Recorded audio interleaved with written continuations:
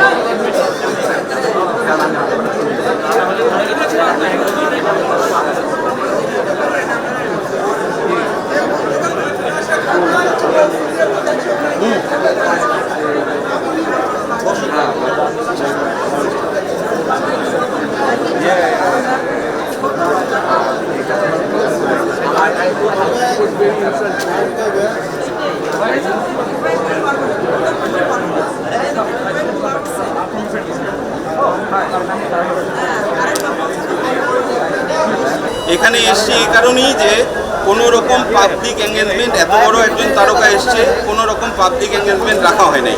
তো স্বাভাবিকভাবে মিডিয়ার মাধ্যমে যাতে বাংলাদেশের হাজার হাজার দর্শক সমর্থক রোনালদিনোকে যারা ভালোবাসে, যারা এক পলক দেখার ইচ্ছে ছিল কিন্তু দেখতে পারেনি, তাকে দেখানোর দায়িত্বটা কিন্তু মিডিয়ার, এবং স্পোর্টসকে প্রমোট করে কিন্তু মিডিয়া।